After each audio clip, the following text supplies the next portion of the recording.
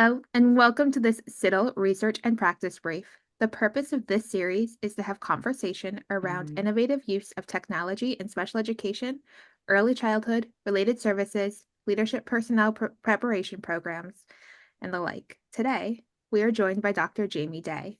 Dr. Jamie Day is an assistant professor of special education at the University of Missouri and the endowed Dr. Lydia Walker Faculty Fellow in Reading Education and Literacy. Her research revolves around strategies to attract, prepare, and retain effective personnel for all multilingual students with disabilities. This includes researching special education teacher preparation and technology-based literacy interventions for multilingual students at risk for learning disabilities. Dr. Day holds a National Board for Professional Teaching Standard certification in English as a new language. She was a K-12 English learner lead teacher in Virginia and has taught multilingual students with and without disabilities for over 10 years. Thank you so much for joining us today. Sam, thanks for having me. Excited to be here. So excited to hear all about your research. So let's jump right in. What issues are you trying to address with your work with technology-based literacy interventions for multilingual students at risk for learning disabilities? Sure, great question. So first, before we kind of dive into the research, I think it's important to define who are multilingual students at risk for learning disabilities. That is a mouthful, but a really important student population that I'm passionate about, that I was as a teacher and continue to be passionate about in my work and my research. So multilingual students is an asset-based term that's preferred by many, but many schools or government agencies tend to call these students English learners. So these are the students who are eligible for EL services, English Learner Services, and they receive these services every year until they exit out of EL services. So who are these students? So not every student who is multilingual is eligible for EL services, and that's a good thing. There's a system and processes that are in place that look very different than special education eligibility. So I just wanted to briefly clarify. So every student, when they register for a school in the United States, the parent receives or the caretaker receives a home packet they complete. And in that home registration packet, there are typically 3 home language survey questions that ask them, what's the student's first language, what's the preferred language at home, and what's the student's main language. So if the family member writes down anything other than English, then that student is referred to EL screening. So the EL screening takes place at the school district, and many states opt to use the WIDA Access. It's a battery that assesses all the 4 language domains: speaking, listening, reading, and writing, and it goes on a scale from 1 to 6. So if a student receives below a 5.0, many states have this cutout of a 5.0, then they are deemed eligible for EL services. So then the student would receive those EL support services throughout the year, and they take this annual full assessment, which is pretty lengthy. It's a 2-day assessment because it tests all 4 language domains every year until they exit the program, so until they get that 5.0. What I study, and I'm really passionate about, are multilingual students who are at risk for learning disabilities. So often when we hear the term EL students, we think of newcomer students, new to the country, new to the language, and this is true. Those students definitely make up a small portion of our EL population, but a lot of our multilingual students, a lot of our English learners who are receiving these services are intermediate EL students. So they maybe have been born here. They've been receiving EL services for a while. They've been speaking English for a long time, but they aren't able to test out of EL services because something's going on. And there's a lot of different factors that go into that, but looking at the literacy perspective, here's a typical profile of a student who has been receiving EL services for quite some time. They're in middle school, high school, but they aren't able to meet that cutoff of a 5.0 right here. And the 2 big domains that we tend to see is what they're struggling with is writing and speaking. So you can see the student received a great, perfect score for listening. Reading, they did decent, but that speaking and writing is really holding them back from exiting EL services. And as a result, a lot of my research shows that teachers want to support these students who have been receiving supports for a long time. They want to bring them up for special education eligibility. But my work kind of goes into, okay, what are some great technology-based tier 2 interventions that we can put in place before they go up for eligibility? So before they go through the special education cycle, how can we support them in all language domains, but specifically using technology to look at that speaking and writing? So that's where my work revolves around. Well, thank you so much for sharing that. Let's jump into the second question. Can you walk us through your work and how the technology-based literacy intervention plays into this idea of supporting students with disabilities that are also multilingual? Sure. So I think it's really important that all literacy interventions, especially those that implement technology, are feasible. So our teachers are able to use it, right? The cognitive overload isn't there, and we're abiding by that cognitive theory. But then also our teachers are able to implement it with fidelity. And I've learned a lot of great tips and tricks along the way from my mentorship. I've been studying technologies for students with learning disabilities. First at my time at George Mason as a doc student, I worked with the We Go Right team led by Dr. Anya Evanova and Dr. Kelly Regan, who are great. So highly recommend their tools that they provide supports in writing persuasive essays for students with learning disabilities with Dr. Michael Kennedy in the Storm Lab. So learned about the vocabulary and incorporating multimedia to meet our students' needs in content areas, which I'm very passionate about too.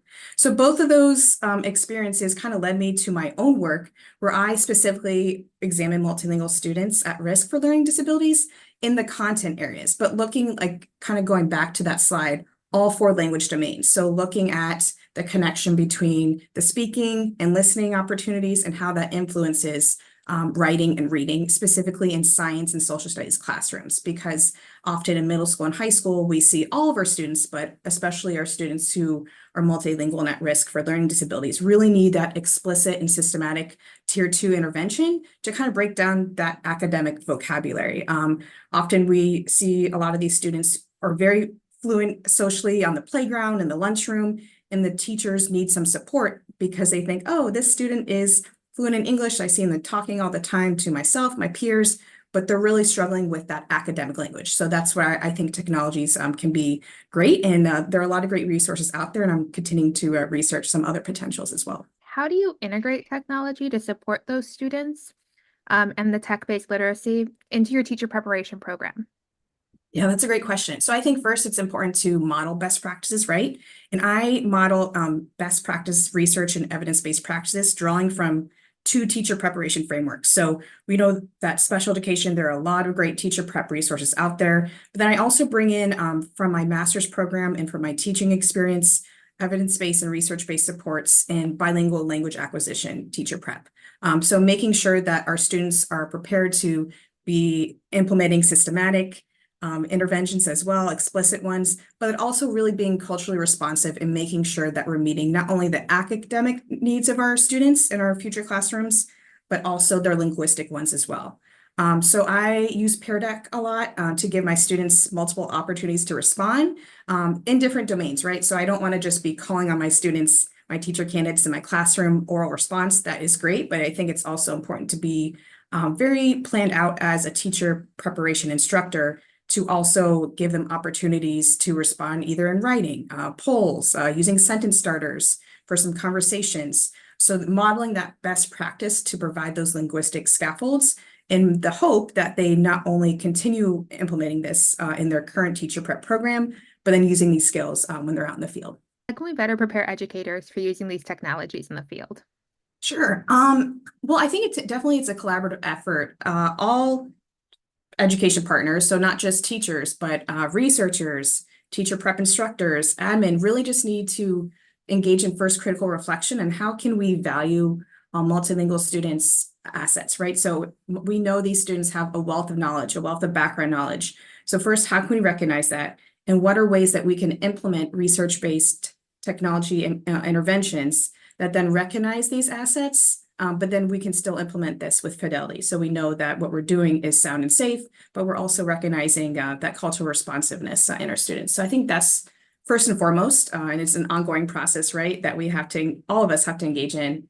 And then the second one is kind of what I briefly talked on, like using research-based supports from 2 teacher preparation frameworks, special education and English language acquisition bilingual ed. So often we can have different silos in teacher prep programs, but I think it's really important to collaborate and use best practices in 2 frameworks because we know our students who are duly identified or at risk for learning disabilities really benefit from both of those supports in academic and linguistic ones.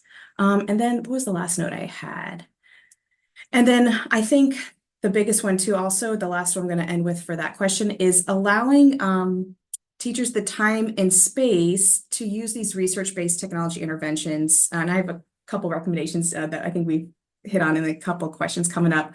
But to give them time and space to not only plan about it and learn about it, but also to make sure that it's feasible, right? Cognitive overload with technologies is real, right? It happens a lot.